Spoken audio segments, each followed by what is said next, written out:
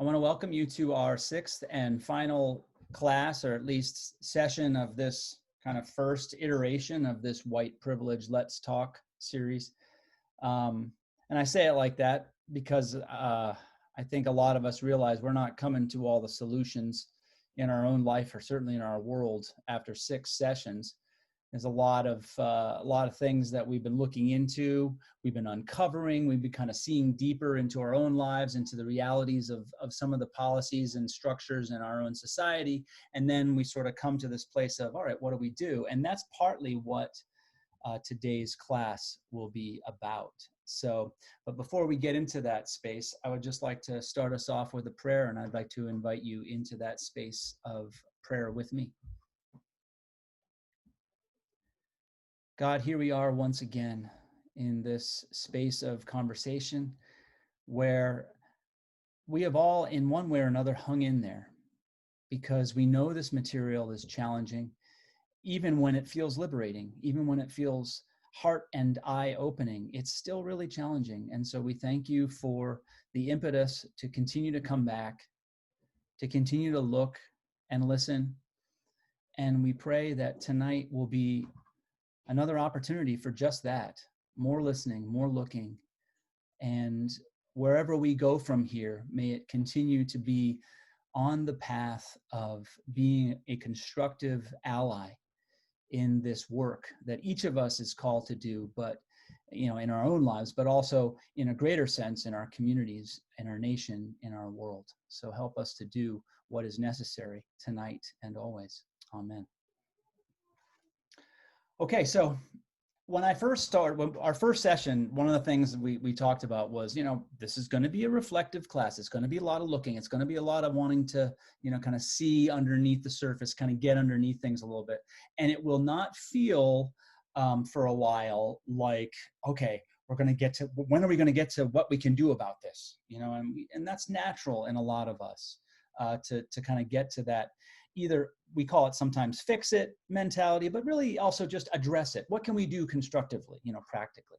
Tonight is a little bit about that, even though it's not, just a bunch of lists of things, but we're going to engage the conversation about what does it mean to kind of take what we've seen and then do some work about it, do some things. And the text and the readings, if you're able to do them, they talk about what it means to be an ally. And how do we function as an ally in our daily lives? What does it look like? And what doesn't it look like? All these different things. So we're going to talk about the readings really go into some good stuff about that. But what I want to start with today is just to kind of get into this idea of being an ally. And I want to ask any of you, whether from your journal, actually preferably from something you might have written in your journal, but also just other reflections maybe out of your life. Can you think of a situation where you were an ally? Okay, and I'm not asking you, think of it this way, not that you were a savior, not that you came in and you were the hero, but just that you were a servant, that you found yourself in this situation where you could act as an ally for someone. And so I want you to kind of maybe, what was happening there? What was the experience, So if any of you could, want to just start, let's talk a little bit about what's the situation you can think of where you acted in that way. Yeah, Debbie.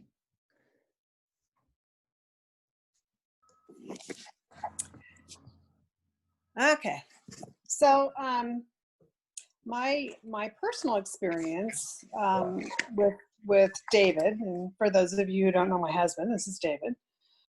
We were both allies through an organization called Prosper Placer, and I invite the Moores to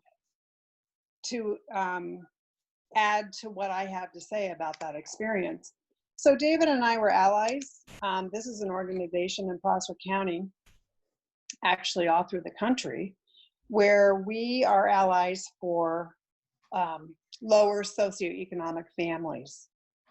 And I have so much respect for not only the organization, but the people in Placer County who are running it. they do such an incredible job as far as helping us understand what it means to be underprivileged in terms of economics and how we can help these families. And so much of it was teaching us to, not come to the table with an agenda or with advice, but so much of it was listen to what they have to say, and that the families that we worked with were called change leaders. So rather than us leading them, they led us in terms of setting up their own goals and what they personally wanted to achieve through this program. So it's a 2-year program, which David and I just finished our 2 years. And I grew so much from listening and learning from them and not coming in with these preconceived ideas of what we could do necessarily. But a lot of our role was helping them to, through us, maybe connect with resources that we were connected to and they were not. And so that was one thing that really helped facilitate the process in helping them meet their goals. Do you have anything to add, David, or the Moores? Because the Moores are also doing this as well. I'll just real quickly, we did it for 2 years. And I know one has to decide how much growth is determined by the person who was the change leader. To me, it was pretty minimal. The one thing I did learn in 2 years, and we're talking about change and helping people. These people in this group, they're in, a main reason they're in the predicament they're in is they simply didn't get an education. And they are behind the 8 ball immediately. So when I look to the future about white privilege and about Blacks and Latinos, if they can't start with a quality education, they're immediately in trouble. Yeah, and I think we've seen that connection. Those lines that we've been able to draw between the socioeconomics and the relationships between poverty and education. So thank you. Ken and Susan, I don't want to put you on the spot, but if you'd like to add anything, you're welcome to here. It's been a learning experience for me, and to hear the great difficulties that this person has had in her life, and did not have parenting, did not have good parenting, and being on her own as a child and not going to school. There's no accountability to go to school, and things being done out of desperation, because she wanted to eat, she wanted to feed her child, and so she had to do something that wasn't so good to do, and but never having people to really help her. And so so many people have drugs and alcohol and education, but it's also parenting, that they didn't have, and they just didn't have support. Yeah, I think we come to find that the absence of some type of support system is just so huge, on top of the other disadvantages, be it education, economics, others as well. And one of the things I really love about what both of you, the two couples that have just spoken, have said, and just the realities of this program, Prosper Placer, is even though it may seem, with organizations like this, a bit of an artifice to sort of, get connected with families, I find it to be incredibly positive in the sense that a lot of us come to this work with the comment that one of my good friends gave to me before we even started this class. And that is, he said, I think one of the main problems with racism in this country is that we just don't understand their culture. Their culture is so different, and we don't, we just don't understand. We don't have access. And it's like, well, this type of an organization is that breakthrough for access. It just gets you in front of each other And yeah, it's a start off of, just kind of, okay, let's sit down and connect, but it really opens up what seems to be a very meaningful ongoing connection and teaches you how much we have to learn from and with each other. So I really I look at this as a really positive organization that I think could play well with our work, as we go forward, maybe inspiring some of you to give it a look. And I'll certainly, I'd love to talk to anybody because I'm aware of the program. I was there with Carol Carter and some others who were really founding it. Plus, obviously the Moores and the Chrismans, in their experience. I would really recommend folks looking at that. So thank you for naming that example of being an ally. And I'd like to continue just giving maybe others an opportunity to talk about, your own experience with being an ally, not necessarily in such a formal way, just even an episode, some type of time that you recognized you stood up on behalf of another, perhaps a person of color, but just that you found yourself acting as an ally. What was that like? What happened?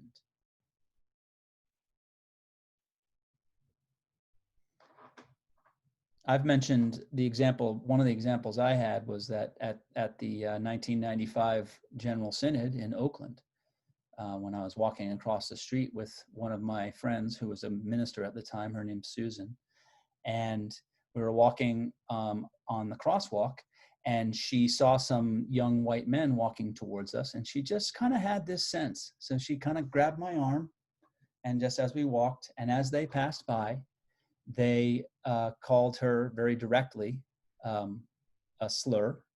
They called her the N-word, and they asked her to get out of the way, kind of thing, because they were walking. And I didn't think, because I didn't say anything, because she just said, don't say anything, just keep walking, keep your eyes forward. She knew, she had this sense, but she, to this day, looks at that as one of those things that meant so much to her, even though looking back, I wish I had turned around and said, she has more class than you'll ever have, or, anything you want to say. You know how it is. You kind of get your gumption or your thoughts together after these events, even though part of me knows that that's a dangerous thing to do. But yet she really looked at that as a means of standing with her, for her, and what was needed there. I look at it a little differently. I kind of, again, wish I had said something more, but that was one of those times where I was glad to have been by her side, as we were walking towards the convention center. Dan. So that's kind of a simple example. I heard a name. Raise your hand so I can. Oh yeah, go ahead. So both of my children are multiracial. I adopted them when they were young. Okay. So it's been an interesting,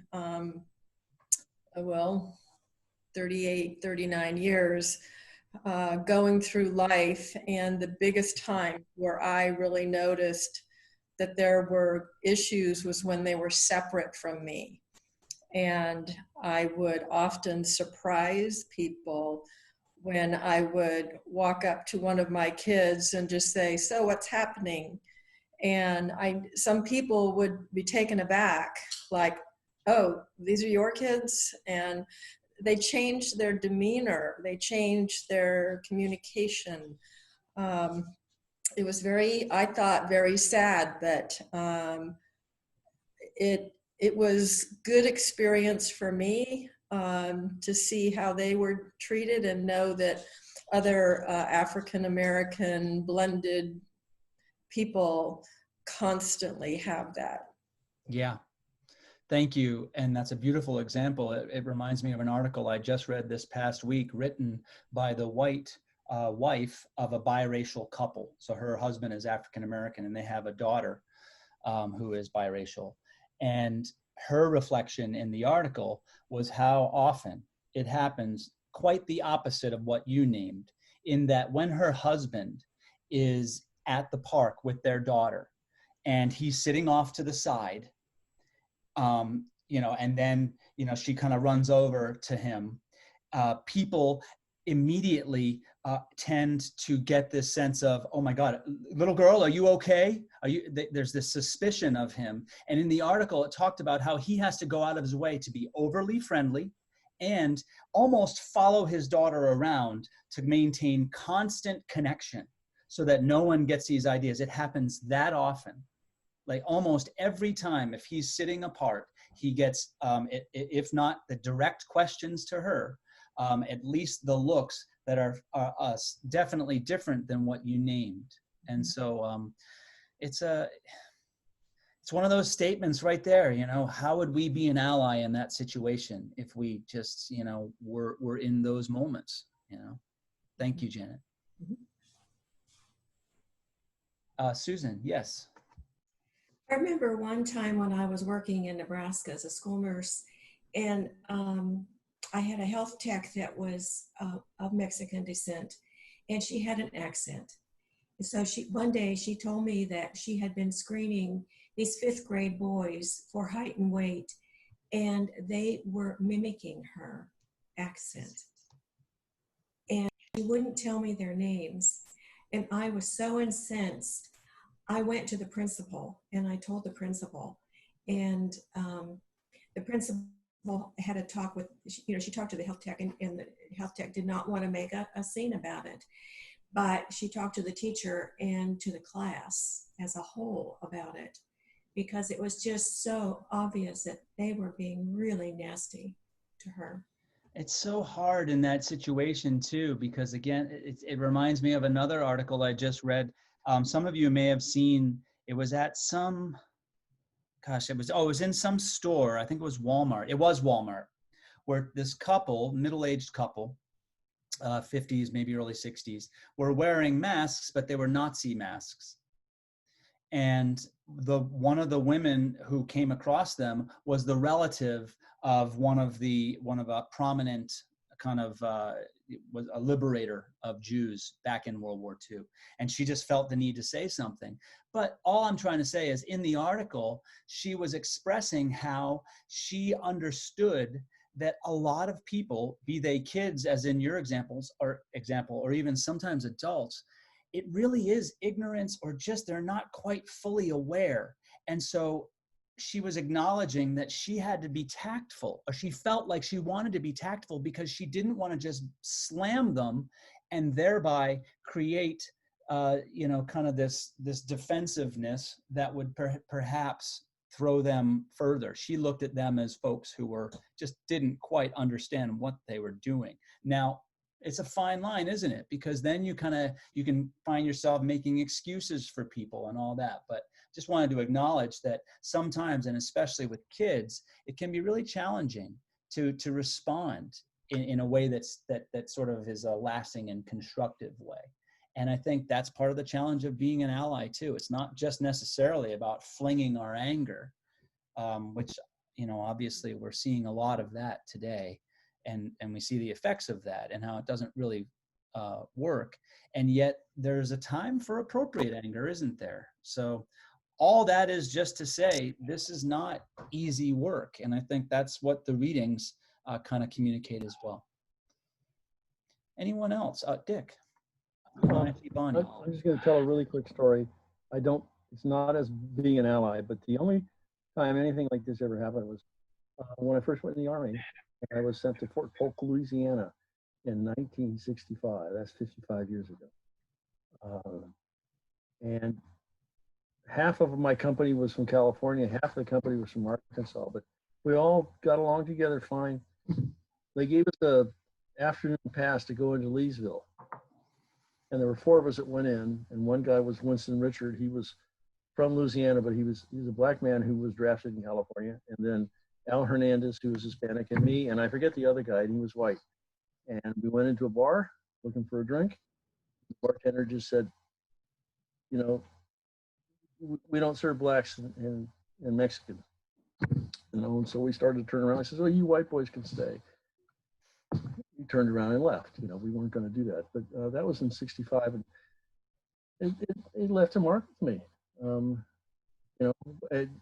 Nobody seemed to question it. I mean, I don't know, but anyway, I'm kind of unlucky in a way. I've never had an opportunity other than that to I was going to say, you know, you named that example as not being an ally, but then in some ways you were. How might you have been a different kind of ally in that situation? That's something to consider, you know.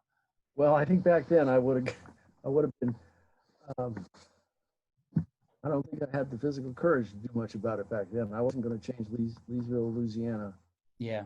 back then. It's unfortunate. I did have a friend, for what it's worth, who was a civil rights worker, attorney, and he went into Philadelphia, Mississippi, as the first representative of the Department of Justice after the 30 civil rights workers were killed, and met with the judge of the county, who was the head of the Ku Klux Klan. Back then, that was some interesting times, and we don't have those. Okay. We have much different times. Better, but we're not there yet. That's all. Thank you, Dick. And I appreciate how hard that is. I mean, that's kind of the same thing. When I look back at some of those examples, you know, we wish we could maybe have done something, acted differently, whatever, but that's still a, you know, it's one of those memories that can still become the impetus for the continued work that we're talking about. So thank you. I think I saw Bonnie with her hand up. You still? Yeah. Well, I don't know if this is exactly an ally, but I've been reflecting a lot this week on how I was raised, how we never spoke to our next door neighbors who were African American. I don't know their names. I don't know even if, I think they had kids, but I'm not positive. But yet we were very good friends and interacted a lot with the two white families that had lived in that house before. Anyway, when my daughter was born, and in raising her, I was determined that I wasn't going to raise her the way I was raised. And so every birthday party, just about, I think that there were always kids from various ethnic groups, and I just always welcomed, you know, anybody into our home, which was never the case when I was growing up. So as a result, I mean, my daughter has a lot of friends, and, you know, some of her best friends are from various races, African American, Mexican, it doesn't matter to her. So at least I feel like, you know, I did something right. And I didn't carry this on. I don't know if that's being an ally, but at least I feel like I didn't carry on the tradition that I was raised with. Well, I think it brings up, you know, one of the things we're going to do next is watch a short video that really talks about, you know, the idea or the difference between being a non-racist and being an anti-racist. And that the video kind of really brings up that it's a significant difference. And so you were sort of naming that in your daughter, you were kind of maybe more encouraging that idea of at least non-racism and maybe anti-racism in a way that maybe you didn't feel that you embodied. Maybe I'm putting words in your mouth, but it's like that you see in her a hope for being that type of person in the world that can embody that a spirit of connection, of non-racism, and maybe even of anti-racism that maybe even you didn't get. Is that accurate? And I feel that, you know, a lot of us look at our kids and we say, all right, at least that. But this video challenges us to recognize that no matter where we are, how old we are, what our experiences have been, we still have just as much opportunity for that enacting of power. And what we need to look at, I don't think the video says this, but what we need to look at is where we feel that our best efforts in our lives is put on our children. It may be that that's that distancing behavior that we often do, isn't it? You know, or it can be.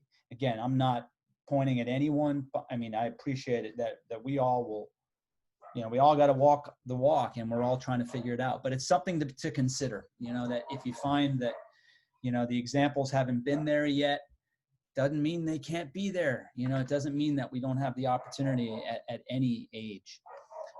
Before the video, I just want to make sure I didn't miss anyone that had their hand up. There's a number. Oh, Joni, yeah. Hello. A few years ago, I went to France, and I was in the south of France on a tour.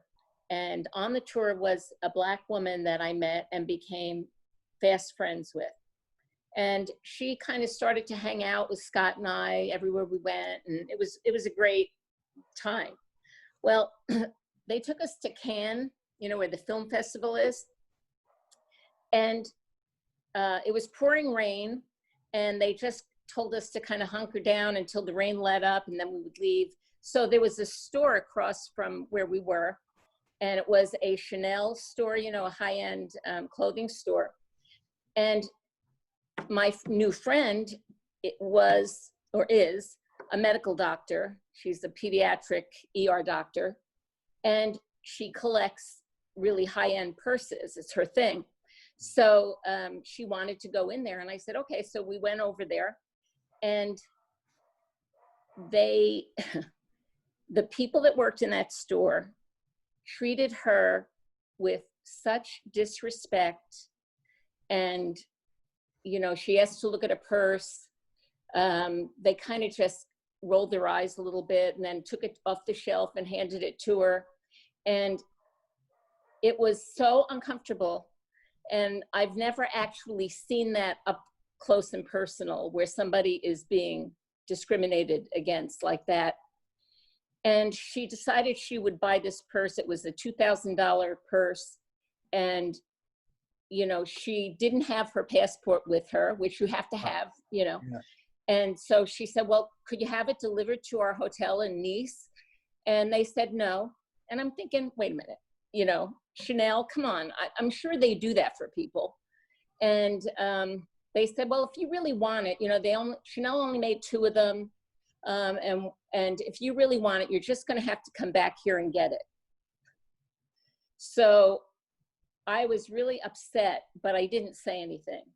And I was mad at myself for probably 2 months for not speaking up and, you know, just laying into these people. You know, it was so unfair, and it was so obvious what they were doing. Anyway, yeah, that's my story. Thank you. And it's powerful the way these sometimes will come up for us. And the fact that they're unresolved, perhaps, is not necessarily a bad thing, because when we get some better or some different context with stories like what Joni shared, like what gosh, I forget who shared the other ones. Maybe it was Bonnie's sharing. Oh no, Dick's sharing. You know, when we see those differently, it really is possible to, I don't know, find a sense of completion, maybe even redemption. Not that it needs to be redeemed, but I do feel that there's that sense of, all right, that good amount of guilt that we can carry that can, say, motivate us to do something differently.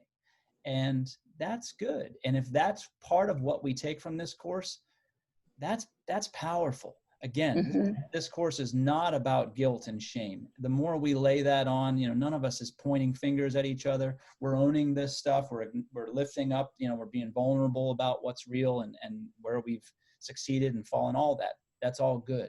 But the point is not to lay on the burdens of guilt. You know, a lot of us were raised where that's sort of our de facto response in these things. And we need to just be aware of that.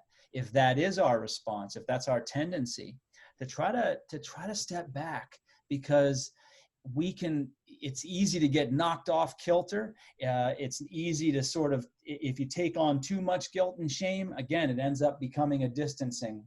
It pushes us away from the work. And so we're not trying to overplay that, but I do think a certain amount can be positive. Well, you know what else happened too is that, you know, it kind of rolled off her back. You could tell that she was used to it. Yeah. And the next day she went back, took the train, went back to that city and got the purse, came back. And this is weird. The 2 of us went out walking around and didn't know that there was a Chanel store in Nice, which there was. And we went in there and we asked about that purse. And they said, we said, we heard there's only 2 of them. And they went, oh no, they made, you know, they're like all the other purses. Yeah. So, yeah. And that, look, let's face it, there's a part of us that, I don't know any of you that know the movie Pretty Woman, with Julia Roberts. If you don't Yeah, know it, it's you like need to that. know that movie. But anyway, there's that famous scene where she goes in the store and they kind of poo-poo her because she's just, you know, Mm-hmm. she looks like, you know, there's a class thing. And then she comes back and, you know, she's showing them all the stuff she bought. And it's like, big mistake. And that line and everything. And there's a part of us that I think we want that, you know. But the truth is, the reality of life is that the people like Joni's friend that go through this, they go through it all the time. All the time. And the coping mechanism doesn't, you know, is more often than not what you said. You got to let it roll off your back. Otherwise, it just becomes, you just get, it can eat you up. So, yeah, there's a lot to this. You know, there's a lot. Being an ally is complicated, but I want to show a video. It's only a couple minutes long, but it really is a good one that once again talks about the difference between being a non-racist and an anti-racist. So I'm going to share that, and hopefully you can all hear it okay. I think so.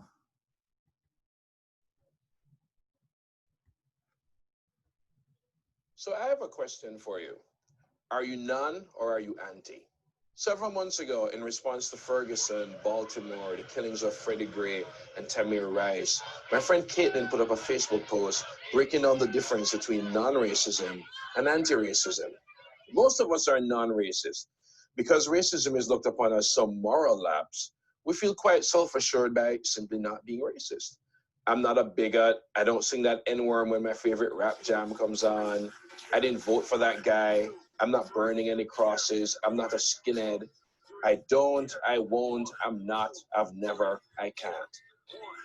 What you end up with is an entire moral stance, an entire code for living your life and dealing with all the injustice in the world by not doing a damn thing. That's the great thing about none. You can pull it off by simply rolling over in your bed and going to sleep. So why are you sitting at home and watching things unfold on TV instead of doing something about it? Because you're a non-racist, not an anti-racist. Now do this for me. Take the C out of racist and replace it with a P. I'm not a rapist. I'm not friends with any rapist. I didn't buy that rapist last album. All these things that you're not doing. Meanwhile, people are still getting raped and black boys are being killed. It's not enough that you don't do these things. You're going to bed with a clear conscience is not going to stop college students from getting assaulted. You thinking climate change is terrible is not going to stop climate change. You being so assured that you're not anti-black, anti-Muslim won't stop the next hate crime. And it's wonderful that you recognize how brave gay people are when facing persecution, but they aren't the ones who need to be brave. We need to get active. We need to hold people accountable. We need to accept that what hurts one of us hurts all of us. And we need to stop thinking that injustice going on in the world isn't to an extent our fault. We need to stop being non and start being anti. Racism is a business. For centuries, it has underpinned global economic exploitation. And like any successful business idea, it needs great marketing.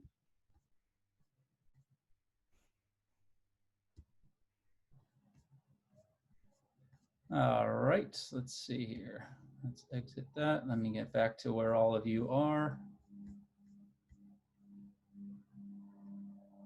Okay. So, any thoughts on what was shared in that brief video? Any sense of had you considered the difference between being a non-racist and being an anti-racist? Why is it important to be, say, in his estimation, being anti versus non?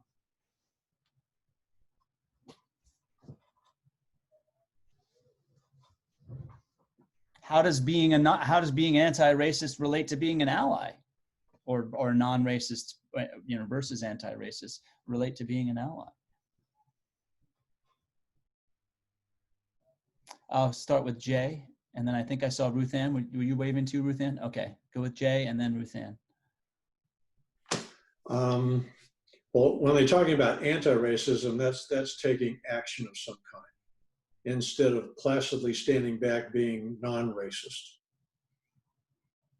Yeah, non-racist being sort of that more pliable, kind of like, I'm against this and I won't do this and I don't do this, but it's sort of that it doesn't really ask you to stand and sort of lean into the wind like anti. Okay, thank you. Ruth Ann? Yeah, I was going to say exactly the same thing. You know, by doing nothing, it doesn't change anything. So you can be a non-racist and basically do nothing, and it won't change anything at all. You have to be active in order to make change. And so it does come with some risk. And I think that maybe that's why a lot of people don't act. You know, I mean, I look around the country and I see the protests and what's happening now. And I think, would I put myself out there on the street? You know, I don't know, you know, to be protesting and really being an active participant in the whole issue of racism and everything that's going on. I'm thinking of Portland in particular. It's like, you know, I don't know. It's a tough one. I certainly have a lot of mixed emotions about that. Because I don't know, if I lived in Portland, I don't know if I'd be out there on the street or not. I don't know, maybe. Yeah, thank you. Thank you, Ruth Ann. Yes, Janet. I think our community isn't comfortable with being anti-racist. When we think about, would I go out and protest and really be part of that community? I hear a lot of people say, oh gosh, those protesters, you know, and I think there's a difference between protester and vandalism. I mean, there's clearly two different things going on, but being a protester is actually walking the walk, talking the talk, and perhaps maybe you take a friend with you next time if you're not sure that you feel comfortable doing this alone. But let's talk about the women's movement that was here about a year ago, and a lot of people got out, a lot of men got out. It was great to see that there actually are people who are concerned about women being put down, and now we're into the mix of Black Lives Matter. And what you really, I think, want to say is Black Lives Matter to me. And by walking that walk in a protest, you're not doing anything to destroy anything. You're simply being a person that represents what your values are. That's so powerfully said, Janet. And you're reminding me, you know, too often we make these situations and the dynamics within them, say a protest, an either or proposition, when the reality is it's you can be both. You can be both a protester for the you know the injustice of George Floyd's murder and still be pro-police. Right. And the beautiful thing, when we had our Black Lives Matter protest here in Auburn, we had a time where we all knelt in memory of George Floyd. Do you know the police officers, including our police chief here in Auburn, knelt with us? They were kneeling with us because it wasn't about hating the police. It was about acknowledging that this was an injustice and it needs to be dealt with. And that even the police officers here in Auburn can recognize that not every policeman is good or perfect, okay? So they recognized that we were voicing an opinion there, or a feeling that was a truth that they could get behind too. And what you're also naming is something we all struggle with too. And Ruth Ann, you mentioned this too, I think, you know, just that whole difference between standing up and that sort of, there's a type of protest, and then there's the vandalism, there's the destruction. And while we can maybe even understand why destruction happens, we struggle much more mightily with sort of allowing ourselves to get behind that. And yet I think, you know, most of us would not support, if not all of us here, not support vandalism, violence. Yet I think we also can recognize that the vandalism and violence of a few does not devalue or diminish ultimately the overall movement. Too often, though, the narrative we hear is that it does, or is that people want it to. And that's so unfortunate, because it's not fair. It's not fair to paint all police officers with that brush. It's not fair to paint all protesters with that brush. But I think what you named is one of the struggles we all face. If we're going to align ourselves with these protesting, or if with doing something, with being an ally, who gets to define what that means? Well, I think what that video is trying to say is by standing up, we're defining it. By being a non-racist, we're letting others define us, and our silence then becomes complicity. And then it becomes the language, the absence of language is still language. And that, being complicit is certainly not helping. It's participating, contributing to the ongoing injustice. And some would even say the ongoing evil. So that's a lot. Anyone else have any other reflections on this anti-racist versus non-racist, how it connects with being an ally? Yeah, Scott. And then I saw Debbie. I don't say too much, but I keep hearing that if I don't say anything, I'm a bad person. If I don't know what they're protesting, if I don't know what they want, then I'm a bad person. If I don't agree with them, then I'm a racist. And I get offended by this. This is going in a direction that is very uncomfortable for me, because I can go out and protest the death of George Floyd. I don't think that protest adds anything. This is going way beyond the death of George Floyd, what I see in the news. And I don't understand, and nobody is defining what the goals are. The readings talk about dismantling the system that dehumanizes people. What do they want to dismantle? What do they want to change? Other than the nice abstract principles of being against racism, letting all races have equal opportunity. Those are good things. But to go, I just have problems with the lack of definition of what the goals are.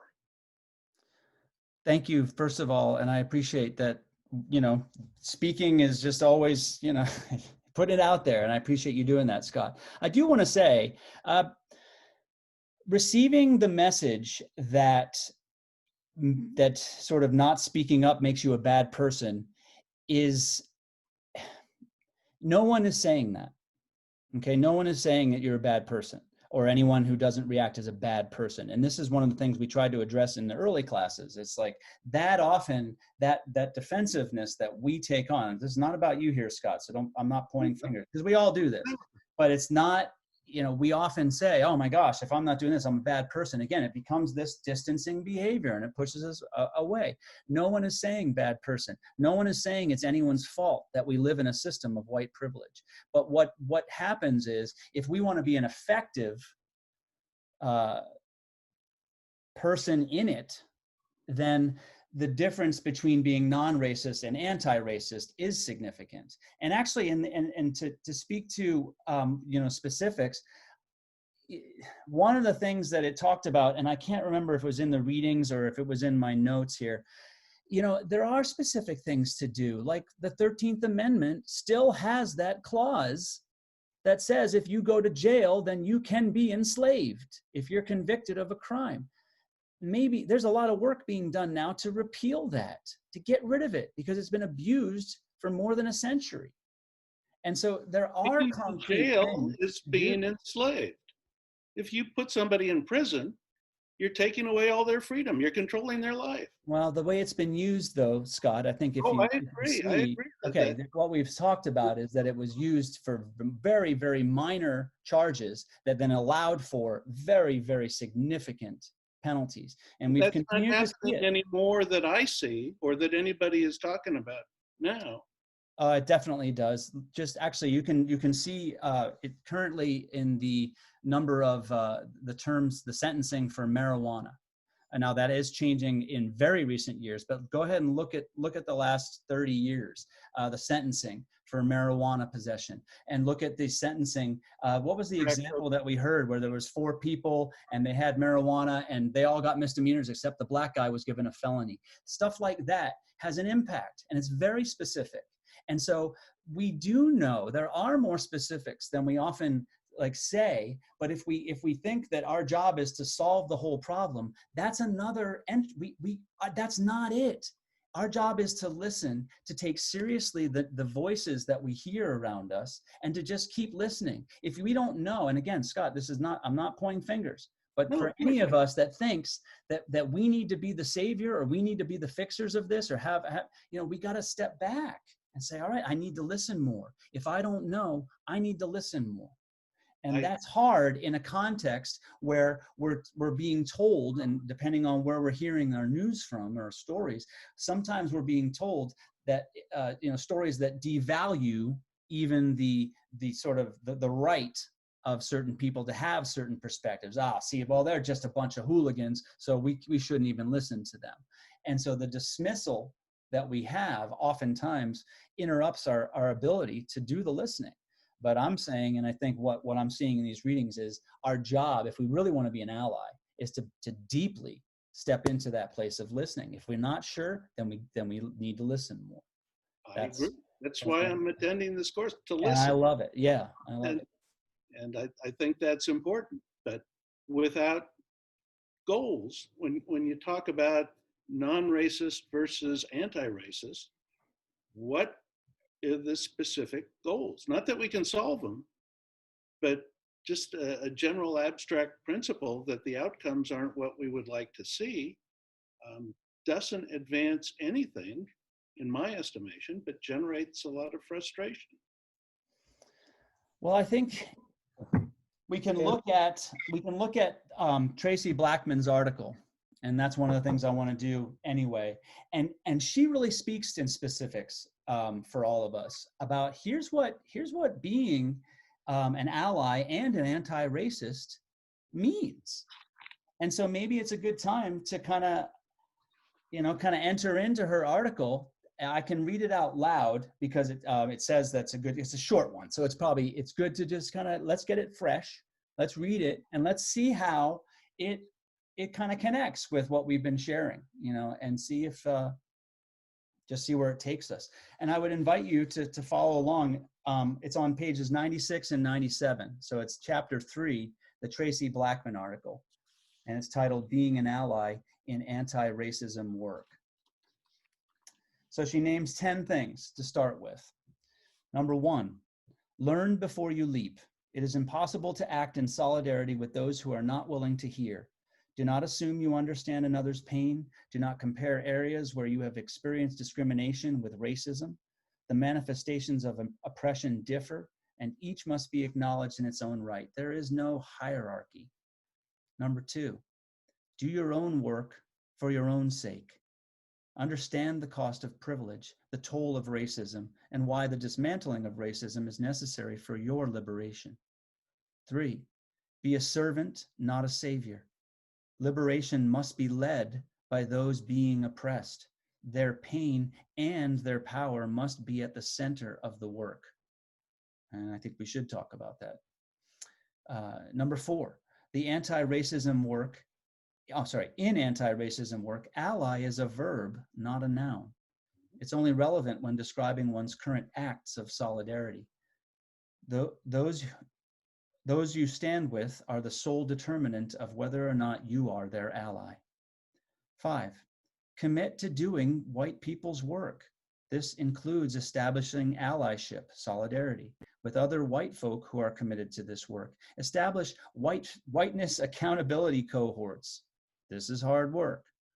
6, continue to show up, even when you would rather not, even when your presence is misunderstood. Define your lane and commit to riding in it. Don't overpromise and try not to underdeliver. 7, use your privilege to make space for others, to tell their own story. Not you telling it, just because you know another's story does not mean ownership has been transferred. Number 8, do not appropriate the pain of others. Defer to those being targeted. 9, read, watch, listen. 10, give yourself space for grace. And then her closing is, and remember, When I call out your white privilege, I am not dismissing your presence in this struggle, nor am I questioning your sincerity. When I call out your white privilege, I am not accusing you of the evil, nor am I separating you from its effects. When I call out your white privilege, I am not shrouding you in its shame, nor am I excusing you from its responsibility or accountability. When I call out your white privilege, I am naming the target that is on your back. I am acknowledging the ill effect of racism on your being. I am joining you in the struggle in the only way that leads to liberation. When I call out your white privilege, I am acknowledging this privilege as being unearned, unwarranted, and incapacitating as the racist systems and structures that collude to oppress people of color all over this world. When I call out your white privilege, I sound the alarm of the danger that lurks in not being fully aware of the toxic waters in which we swim, waters that make you feel as though you are breathing, so that you never come up for air. When I call out your white privilege, it's not because I believe you can remove it alone, not because I believe you can choose to use it or refuse it. If these things were true, it would be privilege indeed, but it is not. It is a tool of the enemy designed to create an illusion of God divided against God's self, crafted so that some might assume the idolatrous position of believing somehow that anyone created in the image of God could ever be inherently flawed. When I call it out, white privilege, it is not because I hate you. It is not to separate you. It is to remind you and myself that we are one.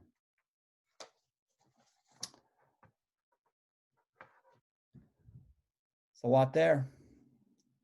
What are some of the things that stood out to you, or that landed in you, or that just impacted you as you heard that or read along with me?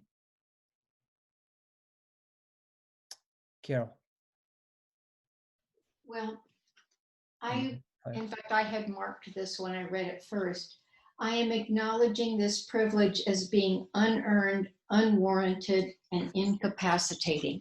Because as I mentioned last week, up until I started this course and watched the video last week, I just thought, where have I been all this time? But then I realized too, I didn't ask for this system. I didn't ask for this privilege, and learning how to deal with it now is challenging. Yeah. Thank you. I saw Claire. You had your hand up too? You're still muted, Claire.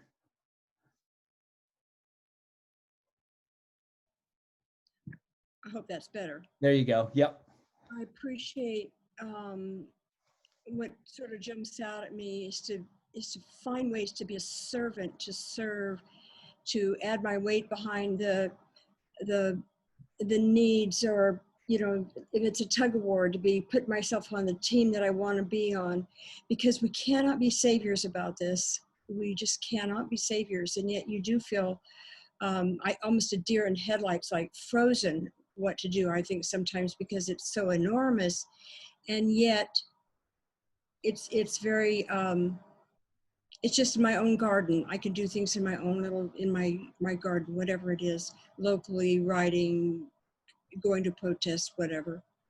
Yeah, and thank you for bringing that up, because I think she says very clearly, we are to be servants, not saviors, and the ones leading this movement are the ones who are suffering, the oppressed. So they will tell us, they will let them be the ones who are leading this movement. And in some ways that absolves us from having to figure it out. Now, I get that it still can be confusing as to what our role in it is.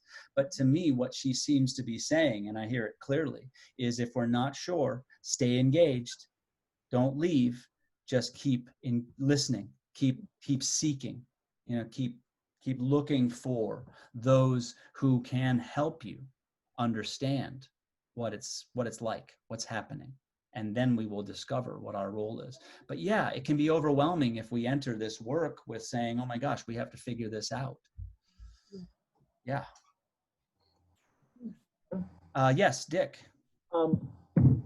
As I'm listening to this, I'm thinking, here I am up in Grass Valley. What can I do? We're like 98% white, and we don't protest out the street. And it occurs to me that I think the thing primarily that I can do right now is that when I encounter somebody, a friend, and they make a racist statement, or they make a statement that I just think is inappropriate, how many times do you keep your mouth shut because they're a friend? And I think it's difficult to do that because sometimes you might lose a friend. But sometimes you hear people say things, and I've kind of made up my mind. It's not just with racism, but other stuff I hear, is that I'm not going to let people off, because the friendship is not as important as having a society where everyone is treated equally and is honored equally. And it's a hard thing to do, and a lot of people don't want to do it. I don't want to do it. I have a brother who I've just had to say I don't have anything to do with him anymore because of the things he says. It's not easy to do, and I'm not saying that everyone should do that. Right. I'm just throwing that out. That's all. Thank you, Dick. And I think that responds to some of the challenge that we have, and that is in doing this work, because it really does depend on where we're coming from. But when you consider standing up for moments like that, okay, that's a specific thing, right? That's something we can do. When you think of it in terms of, well, what's that going to do? That's not going to change racism. We all accept that. But there's a famous quote about this, and I'm not sure it's about racism, but it's along the lines of, look, I don't stand up and speak in those moments because I think that I'm going to change racism, or injustice in this world on a grand scheme. But I stand up and speak because if I don't speak, then I'm letting racism and injustice change me. And that's the difference. But it all depends on where we've been in our lives, where's our growth? So, it can mean a lot. If you haven't been that person that has spoken up on behalf of that before, then to do so can be incredibly liberating. Yeah, it's going to be hard. Yeah, it's going to be scary. Yeah, you might lose some friends, maybe even family. And maybe that would finally give you a sense of appreciation of what Jesus was talking about when he said, when you follow me, you are going to lose family. You are going to lose friends, because that's what this work is about. See, it can get much more specific when you allow yourself to kind of step into it and say, I'm not here to solve the problem. I'm here to do, as Tracy Blackman says, do your own work for your own sake. And when we do that, then maybe sometimes the next step becomes clearer. I'd love to hear any other reflections on that, do your own work for your own sake. Not necessarily, I see you, Debbie, so you can, I didn't mean to force you into commenting on that, but please do go ahead and speak. Still unmute yourself.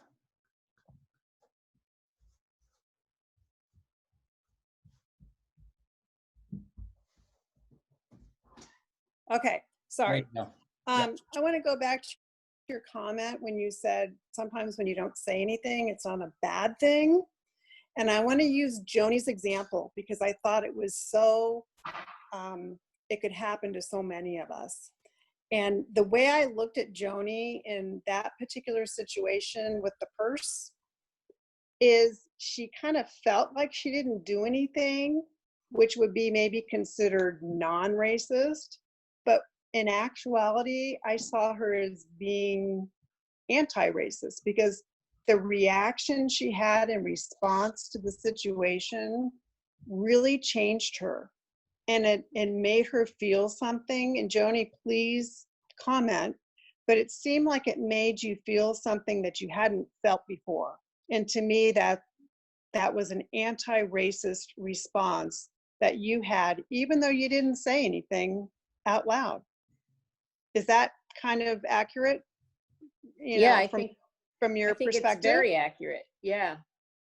Because like I said, I don't think I've ever experienced that up close and personal. And I like this person, and I saw them doing this to her. And truly, like a light goes on in your brain, you know, terrible. Although we need to, you know, one of the things to be aware of is that we are not the ones who decide we are allies. Right. It's those, so in that instance, your friend, in her conversation, if she felt that support from you, Joni, then yeah, you're an ally. And yeah, you were an anti-racist. But if she said, yeah, your silence bothered me. And again, I'm not saying she did or she didn't say that, but that's the way to determine it. It's not necessarily what we think. It's kind of like in my example, I look back and I say, I kind of blew it. I didn't say anything. Her impression was you stood up for me and you were there for me to walk strong with me, to keep going, because I got to let this ride off me, but I was there and I needed you because I would have felt totally vulnerable and alone. You know, that she had a different experience of it, but letting that person define it, I think that's part of what's important here too. That we're not always the one that gets to say it's the, you know, it's the one that we're advocating for or you know, standing with. What's their impression?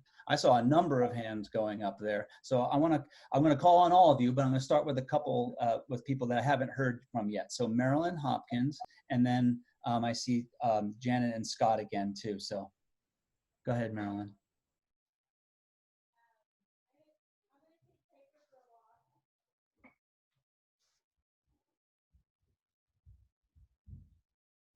It's still. There we are. There we go. Got it. It's a question. When you encounter those types of times and occasions, is it fear that stops us from saying something or stepping in? It's such a good question, and I really do think it's individual. But yeah, I think in general, fear is a big part of it.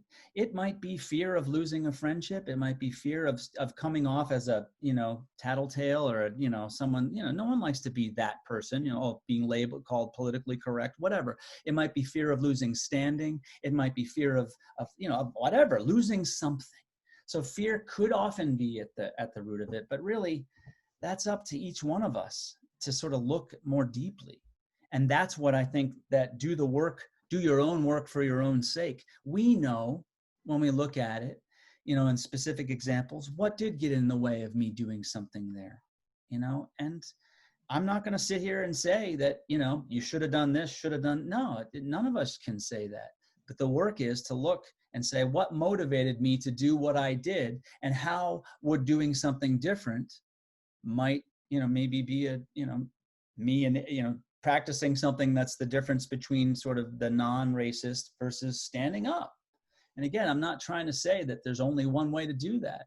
Sometimes standing in silence is being anti, you know, but sometimes speaking up is that too. Fear is a big part of it, but what's behind that fear, that's individual oftentimes. Janet and then Scott.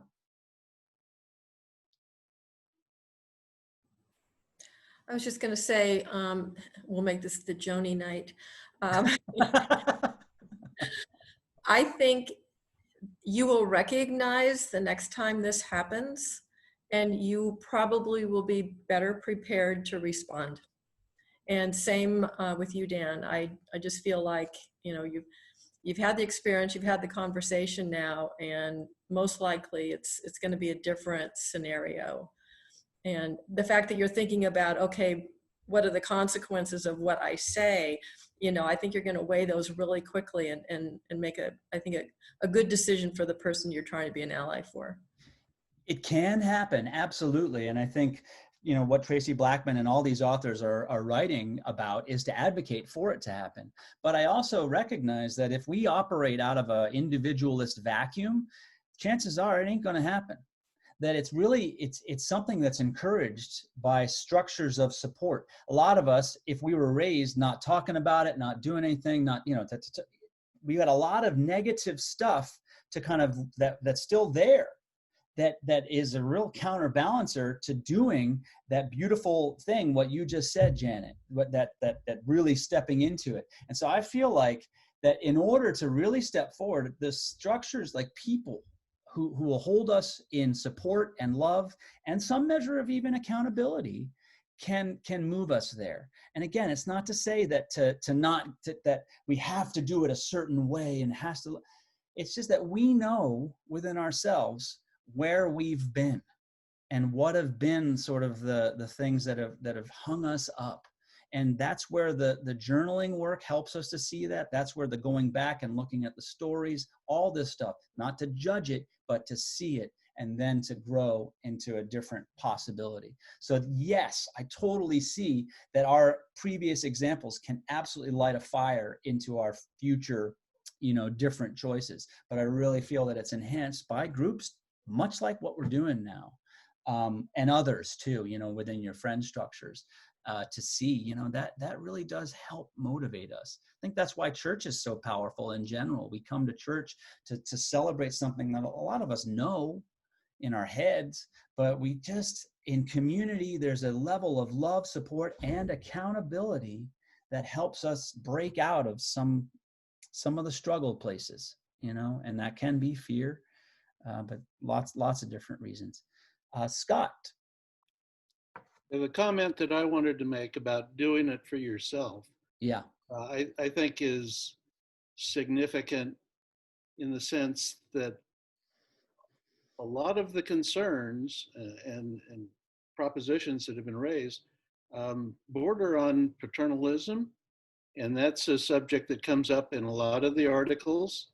The way you handled the situation with your friend in Oakland, I think you said. Mm-hmm. If you'd done more, would that be paternalistic or racist?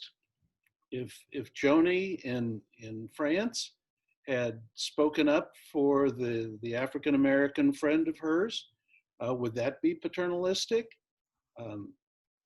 I have worked with a number of African-Americans on the same level as a subordinate and as a supervisor.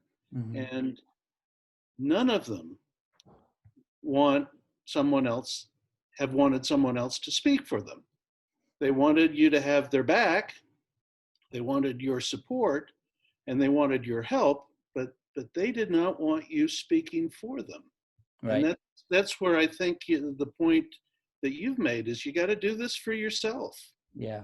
And we have to be careful about projecting our values onto other communities. And that. Yeah. No, it's a great point. And I think that's one of the main things, that whole reticence that we have oftentimes as white people who are sort of, maybe we've been burned, or we have this sense that this is such a tinderbox that we delicately walk around it.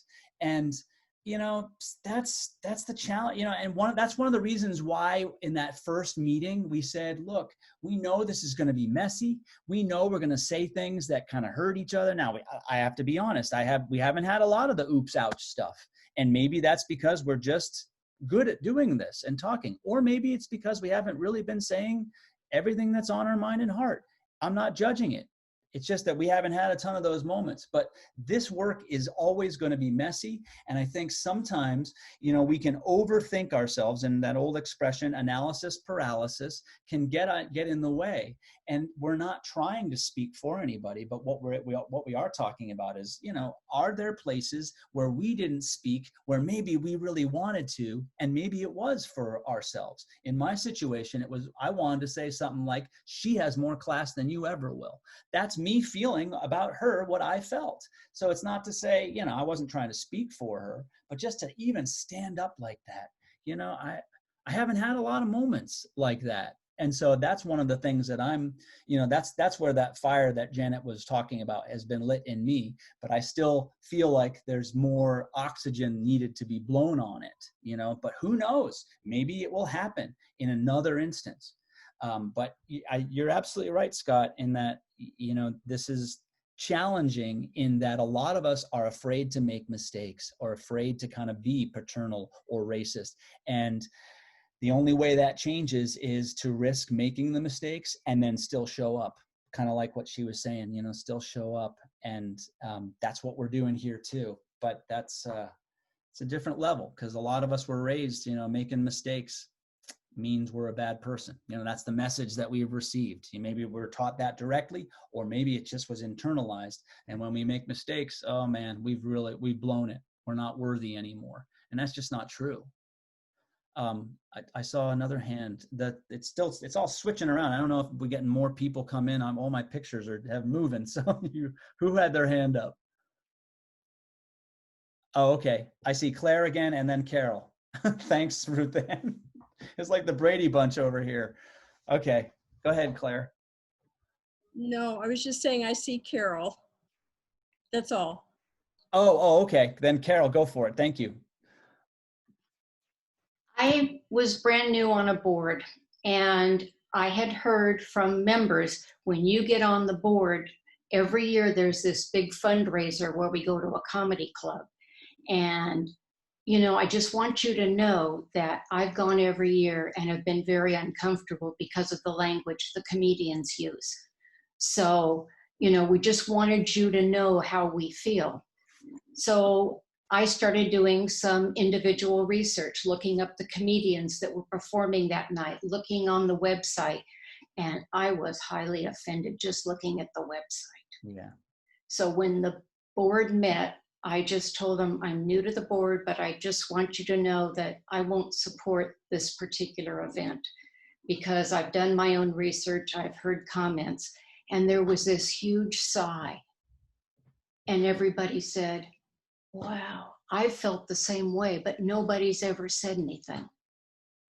Yeah. And they were almost relieved that somebody finally noticed the elephant in the room. And they said, well, you know what are our options? They ended up going to the person who puts on the show and asked if the comedians could tone it down. And they did. And it was a great evening. I went because we were assured that the comedians would tone the language down. And one of them even made a joke about, you know, well, you guys, I understand there's a really good group here that wants to be pure. And we said, that's fine. But it was a great evening. And that's the first time I think I ever remember standing up saying, I won't be part of this. Mm-hmm. Yeah. And sometimes you speak out of yourself, and then look what happened. You became the impetus for others in a group to find their own voice. And that can be very powerful. So taking the risk, you know, and it may not always work out that way. You know, you might actually be finding sometimes that I don't know if I do it again, but. Yeah, right. Yeah. And next time it could work out just as well. It could work out the opposite. And it's really about this practice of sort of speaking what is true within yourself. And the more we do it, I think the better we'll become at it. Ruth Ann, I think I saw your hand. Yeah. There are just a couple of quick comments. The first related to what Dick was saying about being in the bar, and the white guys could stay while the other ones had to go, and they all left. I do see that as an act of being anti-racist, not just non-racist, because even though he didn't say anything, he left. He didn't stay there at the bar. He left. He supported his friends, and they left. And so I think just by his actions, that was probably more important than saying anything to the bartender. So I did want to just kind of support Dick and his actions.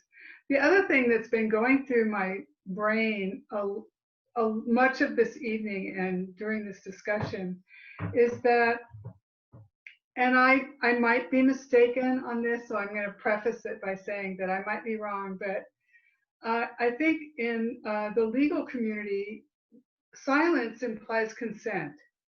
And so if you're silent, it's like you're going along. And that relates directly to what Carol was just saying. Everybody was just silent. And so they all went along with something they were uncomfortable with, because the silence implies consent, even though you don't really intend that, but that's the reality of it.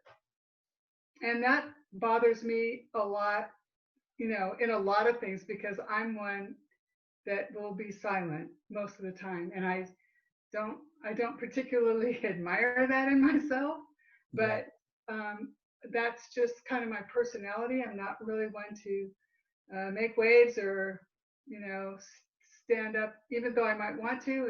It's super, super hard for me. Yeah. But that's been my struggle, is that concept of silence implying consent. And I would never want to consent to so much of what I'm silent about. Yeah. Thank you, Ruth Ann. That's powerfully said. And I think the impetus for this class for us was because when George Floyd died, I think a lot of us recognized what you just named, that reality that, oh my God, I have been silent. Where I never spoke up with Tavon Martin. I never spoke up much about Michael Brown. All these examples, all that we just kind of time and time again, making excuses, whatever, just ignoring it, rolling over. It's not addressing it. And this all of a sudden became, oh my gosh, this awareness of silence being complicity. And all of a sudden it became this movement where we had permission almost. And so in some ways now to speak out against what, underlies George Floyd's death, some of the injustices within policing, is less risky today because so many people are on board. But still, it's a practice for us to say, all right, if I have been raised to be non-confrontational, to sort of not really have an opinion about, confrontational issues, a lot of us were raised, once again, just not talking about race, not identifying with our own sense of race, trying to be, being told that being colorblind is the best, that sort of thing. And where that leads us is to disengagement a lot of times. And I think that's a unlearning that takes a lot of time and a lot of practice, and learning how to do that and when.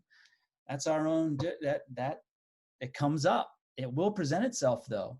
And maybe there will be times, if we have not been a speaker, maybe there will be times that we can speak. Yeah, we can be anti-racist. Maybe we can do other things that don't require speaking. But if that's where our fear is, then I think, we follow one who taught many times and many ways that, if you're afraid of it, then face it. Walk through that valley of the shadow, because God will be with you, and nothing stopped Jesus. And that's where we're asked to look in our lives, So thank you for acknowledging that, Ruth Ann, because I think you're certainly speaking for what my upbringing was like, and learning how to find our voice sort of prophetically in these moments. That's going to be challenging. It's going to be fun, because I think it's exciting when we get to do it and we start to practice and we see like, wow, I said something that mattered to me, and that feels there's integrity there, and it's living in truth. That feels good, I see, okay, Dick, and then Ken. I just wrote down here, not every anti-racist act will necessarily reduce racism, nor will it necessarily redound, to your own benefit. And I tell a story. When I was in the Army, I was the operations officer of a battalion, and that was there was the the battalion commander and the XO, and then me. And we were at a party, and the battalion commander, who had been a Korean War vet, makes this remark.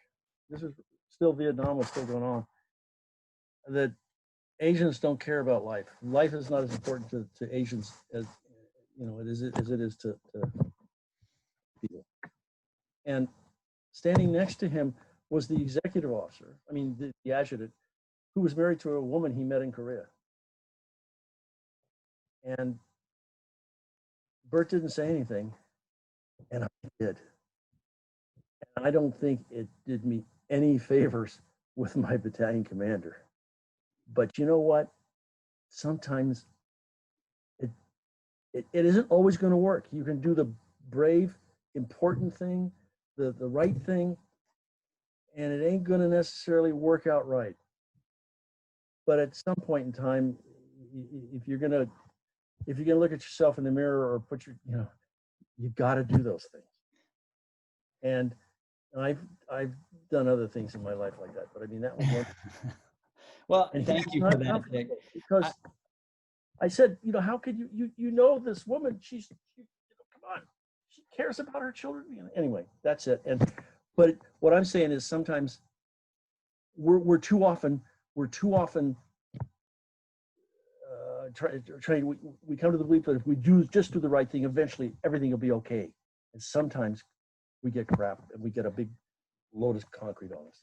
And that's true. And I think it depends on what your definition in your words there. It's what's your definition of it working? I think it comes back to the way what Scott focused on. And that is, if we're doing this work for our own sake, we recognize what you said at the beginning is true, that our actions will not necessarily have a discernible impact on racism in our world, but it will enable us to discover within ourselves that power that allows racism to have less power over us in our way of responding to the world. And that is for some of us, that's revolutionary, because like Ruth Ann was talking about, we will find our voice. We will find our ability to really be with others. And yeah, we're going to step on toes, but that's part of being in relationship. And any of you who are in relationships of deep love, that's what love is. Or if you love someone, it doesn't mean you're perfectly relating to them all the time. And if we are, then we're probably living a little shallow. I struggle with that. I don't like making mistakes, so I don't put a lot of risk out there sometimes emotionally in my relationships, even with my wife. But I'm learning that to do that, to take those risks that I've been loath to take for most of my life, even though I'm coming up to 50, I'm finally starting to get it. That's where love is really discovered. And that's where the liberation can happen. So for me, that's one of my takeaways. I guess one of the ahas is that as I empower myself to speak, I'm actually stepping into a deeper sense of just truth telling within my own life. And it allows me to be more present with the people and the situations around me. Ken, I think I saw your hand up. And then Joni. Okay.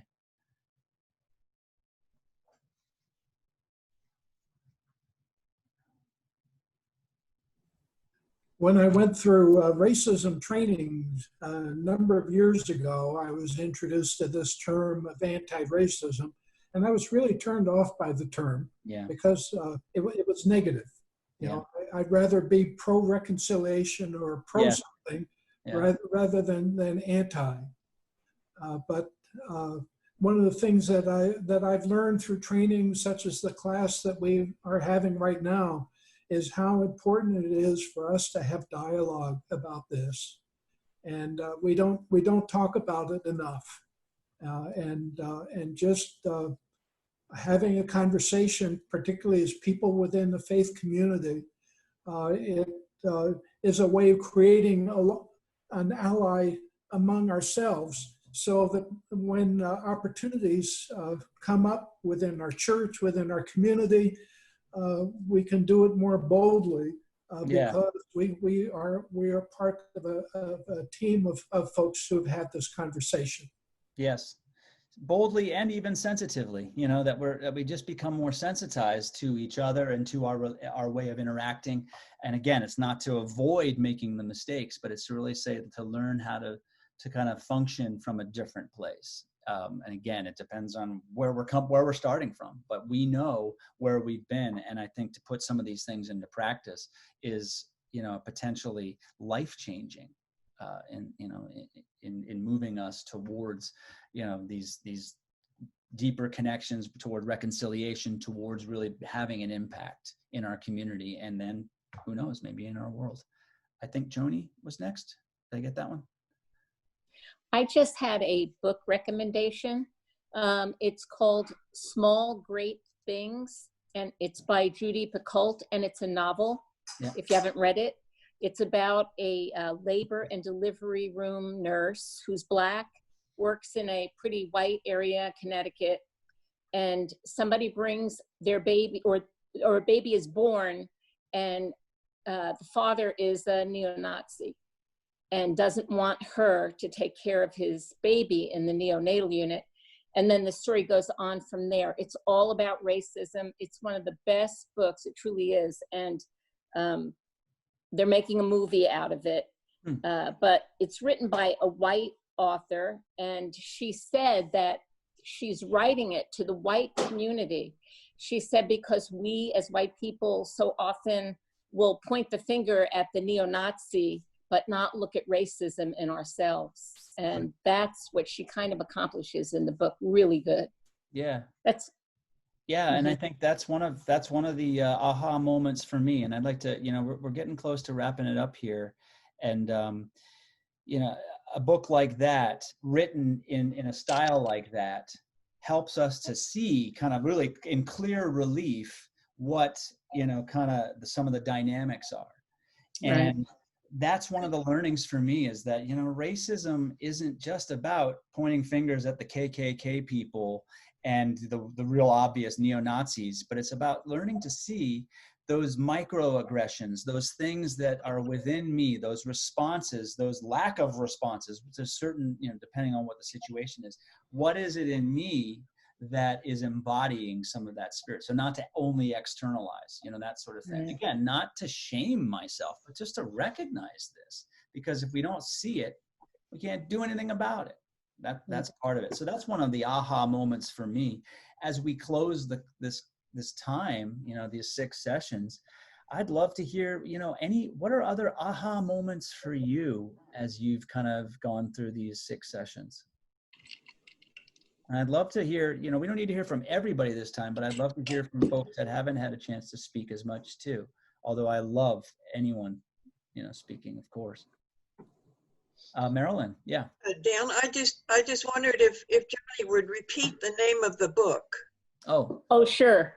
It's called Small Great Things. And it's by Jodi Picoult. Yes. Piccoult.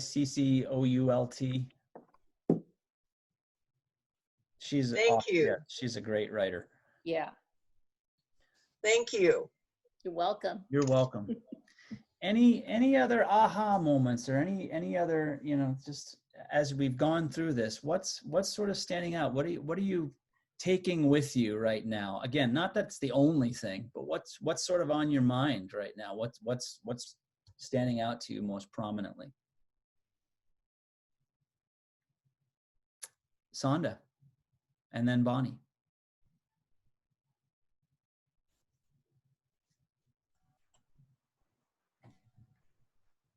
I'm one of those people that doesn't speak up very often. I'm kind of a standby person. And one of the biggest impacts is what we just discussed about how saying nothing is saying you're for what's happening.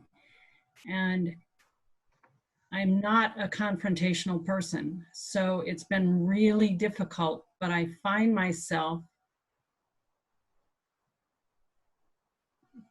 entering into discussions with people who make comments that I don't like. And I'm not always confident enough in my information to actually try to win them over. And it's hard to understand that I don't have to do that. Yeah. All I have to do is let them know what I feel. And that, as you said, is a very liberating thing. Yeah.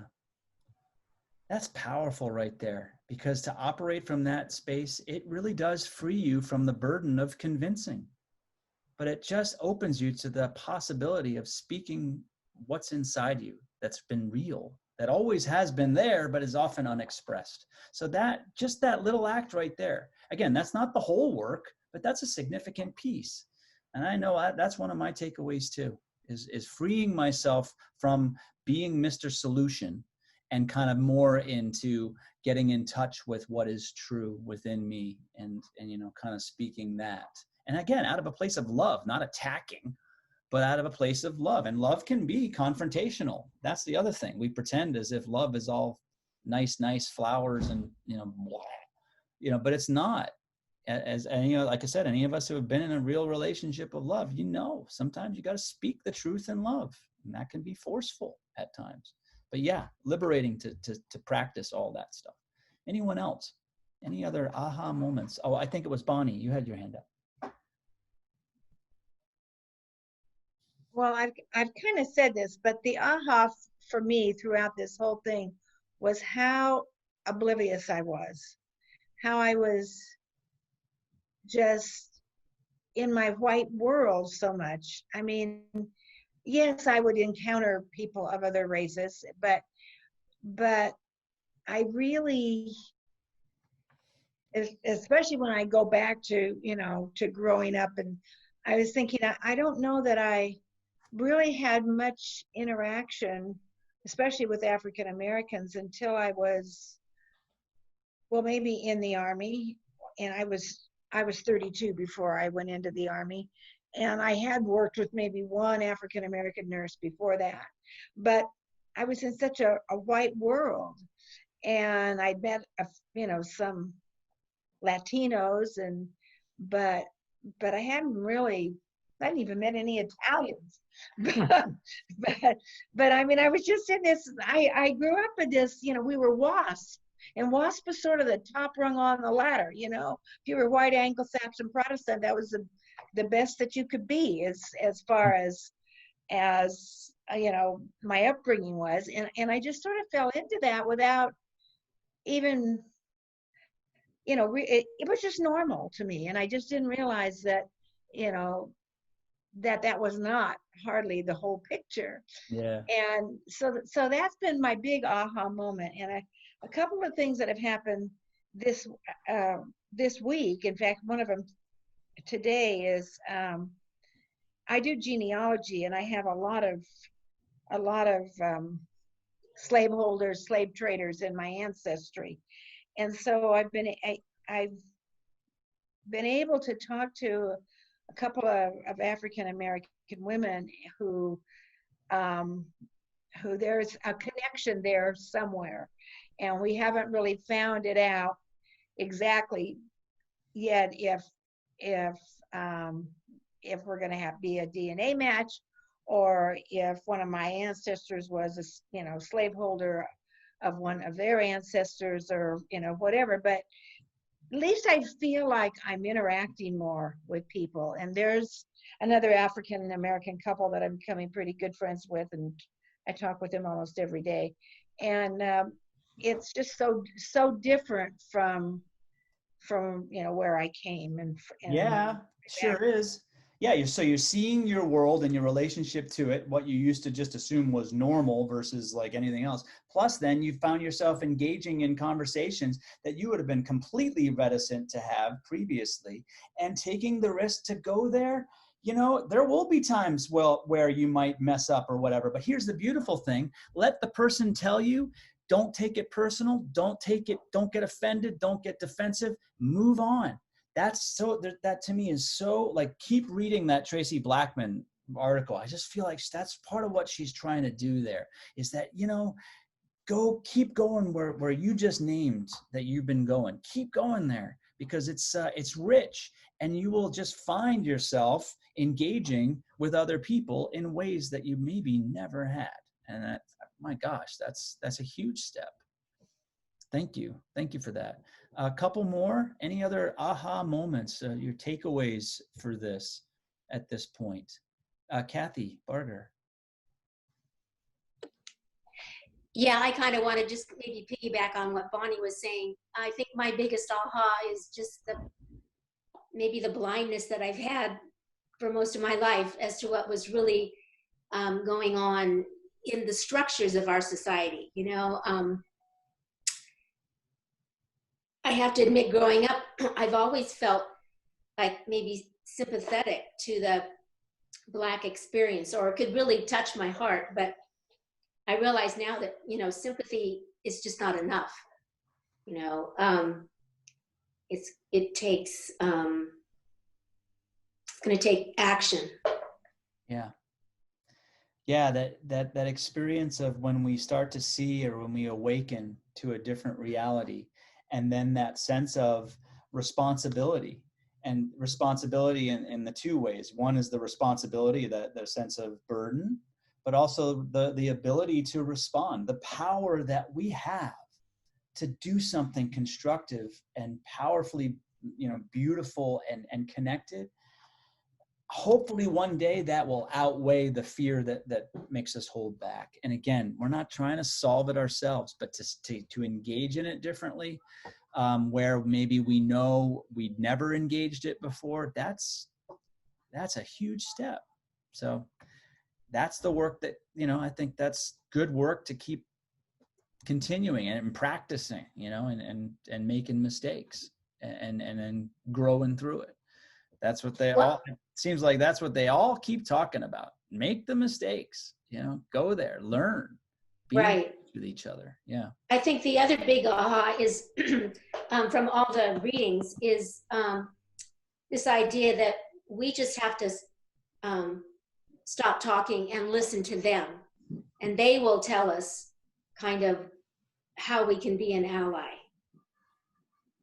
Yeah, and it's not just like listening to protesters and listening to, sort of like news stories and stuff, but no, it's more about kind of like finding a way to build the connection, to build relationship, that's where the listening, to me, is most effective. And so that maybe brings us back to the initial part of this class, the conversation that brought up organizations like Prosper Placer, which really put us in front of one another to allow something different to happen, so that those old excuses of segregation, or they're too far away, I don't know anybody, I don't understand their culture, all those things that get in the way of that communication and connection and relationship can get broken down, and then maybe that's where the listening can happen. And maybe that's one of the things that is a takeaway from this, that I want to reemphasize, is that I would say let's all commit to looking at that organization and maybe others like it that could keep this conversation going for us in ways that are different than maybe we've had before. And again, talk to Debbie and Dave, talk to Ken and Susan, and I hope you don't mind me saying that again, but let's look at these opportunities that are before us to really break down or break through those places where we have held back, or we have not, been engaged before. That to me is one good way that we keep this work going. How about one more? I know we're 10 minutes past 8 now, but it's the last class for a little bit, so I don't want to cut anyone off. But anyone else have something they want to just share? Ken? One of the best takeaways for me was in the first video by Beverly D'Angelo, where she ended with a comment that really hit home with me, and I continue to ponder it and have throughout all these weeks, of not even being aware of how much she had missed in her life. Yes. Yeah. And I think that's an important lesson for all of us. Yeah. It's Robin too, but that's okay. Robin D'Angelo. But yeah, that line definitely impacted me. That idea that a lot of us were raised to not even think about having relationships with people of color, and never being taught that there was any sense of loss if we didn't. Maybe we can commit to saying, we know that our lives will be enriched. So without sort of forcing it, let's look to grow in how we interact and how we put ourselves out there, where we go, where we try to see. And maybe we have people who are in our lives that we've just always sort of had some type of a wall. Maybe we let that wall break down a little bit. There's lots of ways to do it. It's not about forcing it, but it's about, all right, I want to open myself to it differently. Prosper Placer, again, is one that sort of helps break that down very significantly, because it literally just puts you in front of each other. But there's other ways to do it too. And I hear you. I think that's a powerful, that's one that, based on what we've all been sharing, that's one that's, I think, could be potentially significant. Janet, was that were you raising? Okay. Well, look, everyone, how do we wrap up a class like this? I am so thankful for all of you for sticking with it, for engaging the spots that were sticky, that were a little uncomfortable, that were clear, that were unclear, all of it. Okay, this is not over. This is, for a lot of us, this is like a starting to see. And so I commit to you to providing other opportunities as your pastor, to keep our work going as a congregation and as people, that we can, because it's about us doing this work for ourselves, and then to keep, stepping into that breach, not sort of allowing ourselves to get too comfortable, but really saying, we really want to do this because this is about so much more than our lives, our bubble, our way of being, our comfort. So I really I commend you. I'm thankful for what you did to attend this. And even those who didn't finish it, I'm thankful for them too, because it's all about planting seeds. So thank you for the seeds. And I'm going to keep doing my best to provide water in the ways that I can. And I hope that, in your own ways, you will commit to doing the same. So thank you. And we will we'll continue. Thank you, Dan. We'll continue to engage this. You're welcome. Thanks a lot, Dan. Engage this, down the road. Yeah. Any question there? No, just we're all saying thanks. Oh, that's okay. I'm hearing it sort of in blip. Some people are, all right, well, you're so welcome. And yeah, so we'll keep the conversation going, friends. Till all next right. time. Thank all you. Right. Thank you. Bye-bye. Bye.